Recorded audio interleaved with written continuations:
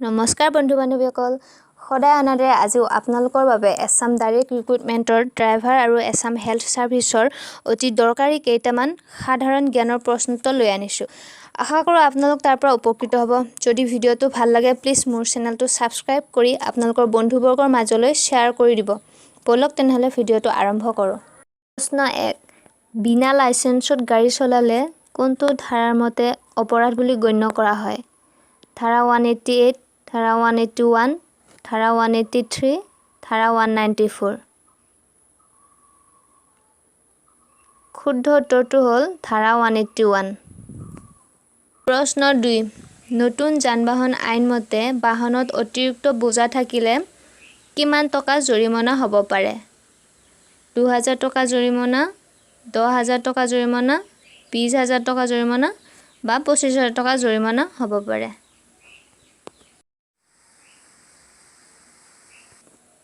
ইয়াৰে শুদ্ধ উত্তৰটো হ'ল 20000 টকা জৰিমনা হ'ব পাৰে প্ৰশ্ন নম্বৰ 3 ও মোৰ আপোনাৰ দেশ গীতটো ৰাজ্যিক গীত হিচাপে কেতিয়া স্বীকৃতি দিয়া হৈছিল 1913 চনৰ 18 নৱেম্বৰ 1919 চনৰ 21 জানুৱাৰী 2016 চনৰ 2 মাৰ্চ 2012 চনৰ 17 এপ্ৰিল ইয়াৰে শুদ্ধ উত্তৰটো হ'ল 1919 চনৰ 18 নৱেম্বৰ পিছৰ প্ৰশ্নটো হ'ল পৃথিৱীৰ আটাইতকৈ ওচৰৰ তাৰকা ৰাজ্যখনৰ নাম কি এণ্ড্ৰমেডা তাৰকা ৰাজ্য মেগেলানিক ডাৱৰ মাফেই তাৰকা ৰাজ্য আৰু এনজিচি 1961 ইয়াৰে শুদ্ধ উত্তৰটো হ'ল মেগেলানিক ডাৱৰ দুচকীয়া বাহনত দুজন আৰোহীয়ে হেলমেট নিপিন্ধিলে ভৰিব লগা জৰিমনা 1500 টকা 500 টকা 1000 টকা বা কোনো জৰিমনা নাই ইয়াৰে শুদ্ধ উত্তৰটো হ'ল 1000 টকা জৰিমনা পৰিব পাৰে ভাৰতৰ দ্বিতীয় উপৰাষ্ট্ৰপতিগৰাকীৰ নাম কি জৱাহৰলাল নেহেৰু বল্লভভাই পেটেল সৰোজিনী নাইডু ডক্টৰ জাকিৰ হুছেইন ইয়াৰে শুদ্ধ উত্তৰটো হ'ল ডক্টৰ জাকিৰ হুছেইন ৰাষ্ট্ৰীয় বিজ্ঞান দিৱস কেতিয়া পালন কৰা হয় 2 মাৰ্চ 28 ফেব্ৰুৱাৰী 23 নৱেম্বৰ 17 জানুৱাৰী ইয়াৰে শুদ্ধ উত্তৰটো হ'ল 28 ফেব্ৰুৱাৰী প্ৰশ্ন 8 তেলেংগানা ৰাজ্যৰ ৰাজধানীখনৰ নাম কি বেংগালুৰু জয়পুৰ হায়দৰাবাদ আইজল আপোনালোকে জনাওকচোন ইয়াৰে শুদ্ধ উত্তৰটো ইয়াৰে শুদ্ধ উত্তৰটো হৈছে হায়দৰাবাদ প্ৰশ্ন 9 যাত্ৰীবাহী বাহনত অতিৰিক্ত যাত্ৰী কঢ়িয়াই নিলে প্ৰতিজন যাত্ৰীৰ বাবে 200 টকা জৰিমনা প্ৰতিজন যাত্ৰীৰ বাবে 700 টকা জৰিমনা প্ৰতিজন যাত্ৰীৰ বাবে 100 টকা জৰিমনা প্ৰতিজন যাত্ৰীৰ বাবে 300 টকা জৰিমনা ভৰিব লাগে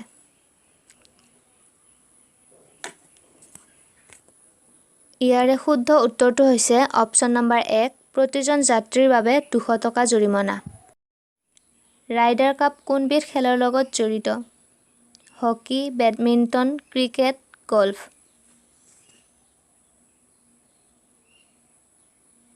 ইয়াৰে শুদ্ধ উত্তৰটো হ'ল গল্ফ চেনাব কোনখন নদীৰ উপনদী হয় option 1 Yamuna option 2 Ganga option 3 Sindhu option 4 Brahmaputra ইয়াৰে শুদ্ধ উত্তৰটো হ'ল সিন্ধু নৈ প্ৰশ্ন 12 জুইশলা বনোৱা কাৰখানা অসমৰ কোন জিলাত আছে option 1 Dhubri option 2 Bongaigaon option 3 Silchar option 4 Dibrugarh ইয়াৰে শুদ্ধ উত্তৰটো হ'ল অপচন 1 ধুবুৰী প্ৰশ্ন 13 সমতাৰ অধিকাৰ সংবিধানৰ কোনটো অনুচ্ছেদত সন্নিৱিষ্ট আছে অনুচ্ছেদ 21 অনুচ্ছেদ 19 অনুচ্ছেদ 14 আৰু অনুচ্ছেদ 25 শুদ্ধ উত্তৰটো হৈছে অনুচ্ছেদ 14 অসম প্ৰকাশন পৰিষদৰ মুখ্য কাৰ্যালয় ক'ত অৱস্থিত যোৰহাট গুৱাহাটী ডিব্ৰুগড় শিলচৰ ইয়াৰে শুদ্ধ উত্তৰটো হৈছে গুৱাহাটী জৰুৰী সেৱা বাহনক বাট এৰি নিদিলে পুলিচে কোনটো ধাৰাত কেছ ৰুজু কৰিব পাৰে? ধাৰা 194E, ধাৰা 192, ধাৰা 194D, ধাৰা 183। অপশ্যন এ ধাৰা 194E। প্ৰশ্ন 16। নাবাৰ্ডৰ মুখ্য কাৰ্যালয় ক'ত অৱস্থিত? Option 1 Delhi, option 2 Kolkata, option 3 Chennai, option 4 Mumbai. ইয়াৰে শুদ্ধ উত্তৰটো হ'ল অপশ্যন 4 মুম্বাই। নতুন MV এক্ট 2019 মতে গাড়ী চলোৱাৰ সময়ত ছিট বেল্ট ব্যৱহাৰ নকৰিলে কিমান টকা জৰিমনা হ'ব পাৰে? অপশ্যন 1 5,000 টকা পৰ্যন্ত, অপশ্যন 2 1,000 টকা, অপশ্যন 3 500 টকা আৰু অপশ্যন 4 একো জৰিমনা নাই। ইয়াৰে শুদ্ধ উত্তৰটো হ'ল অপশ্যন নম্বৰ 2 1,000 টকা।